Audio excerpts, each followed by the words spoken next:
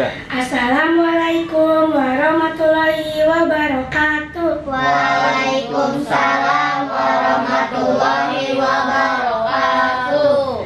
Perkenalkan, nama saya Wina Nur Syahbani. Saya sekolah di SDN Cikarang 01. Saya akan menceritakan buku yang berjudul Ibnu Sina, Bapak Kedokteran Dunia. Penulis Yoli Hamdi dan penerbit PT Luxima. Tebal halaman 46 halaman. Saya akan mereview buku dengan teknik AIH. A. Alasan memilih buku: karena ingin melihat perjuangan Ibnu Sina mencari ilmu kedokteran dan ingin tahu sosok Ibnu Sina, dan sampulnya pun menarik untuk dibaca. I. Isi cerita: namanya Abu Ali Al-Husain bin Abdullah bin Al-Hasan bin Ali bin Sina, lebih dikenal juga dengan Ibnu Sina. Dahulu ada seorang anak yang bernama Ibnu Sina. Sejak kecil ayah dan ibunya menyuruhnya untuk mendalami ilmu agama, dan hebatnya dia mampu menghafal 30 juz Al-Quran. Dia pun bersungguh-sungguh dalam belajar, walaupun otaknya cerdas. Dia pun pernah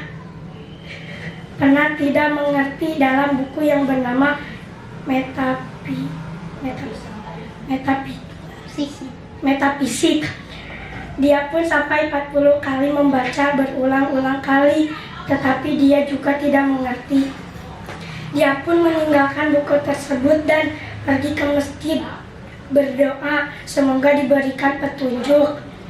Lalu ia pun pulang kembali dan menghafal buku tersebut hingga larut malam, tetapi tidak mengerti juga. Keesokan harinya, Ibnu Sina pun jalan-jalan ke pasar dan ia membeli buku, dan dia terkejut ketika membaca buku tersebut karena buku tersebut menceritakan untuk memahami buku yang bernama Metafisis.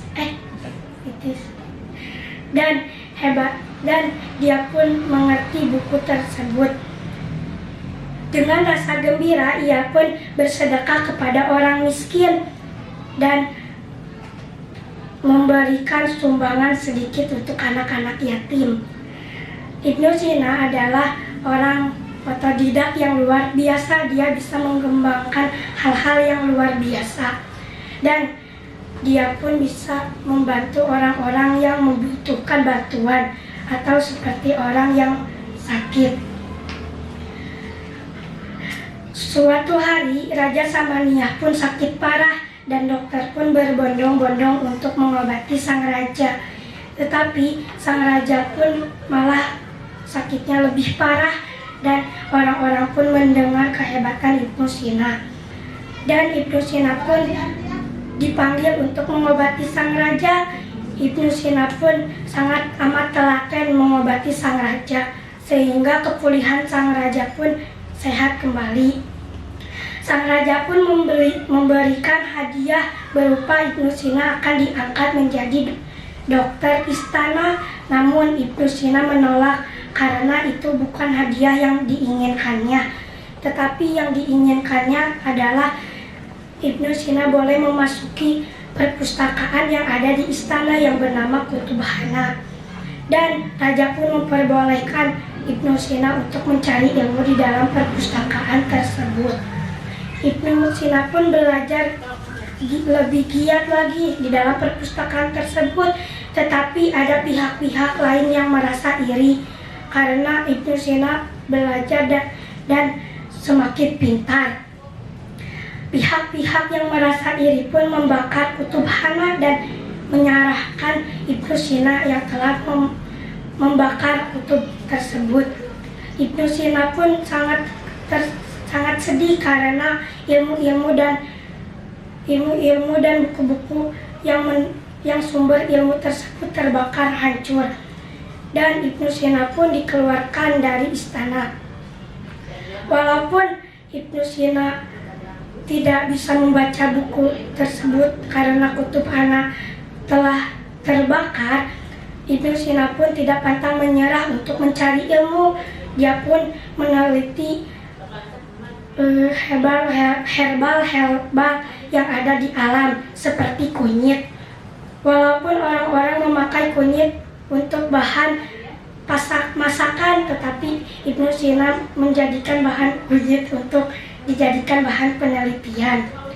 Kunyit pun diteliti karena kunyit mempunyai banyak khasiat, yaitu menetralisasi racun dan mempercantik kulit.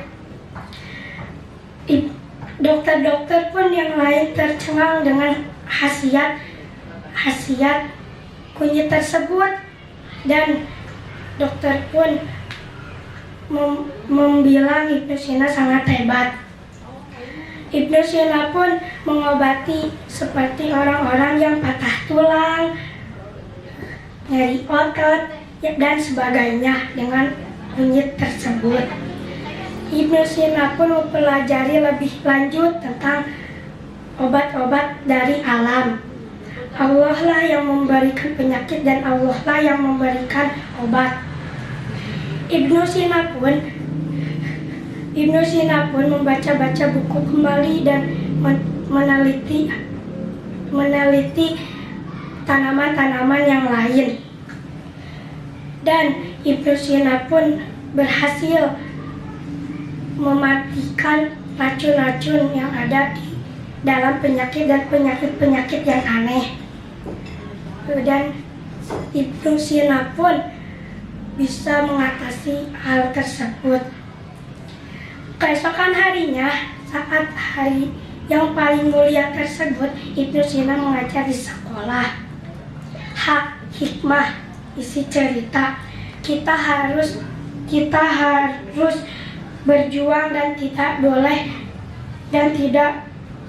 boleh berputus asa. Jika kita berjuang, maka kita akan mendapatkan hasil setimpal di masa depan. Sekian review hasil saya. Mohon maaf apabila ada kesalahan dari pengucapan dan sifat. Saya tutup dengan salam. Wassalamualaikum warahmatullahi wabarakatuh.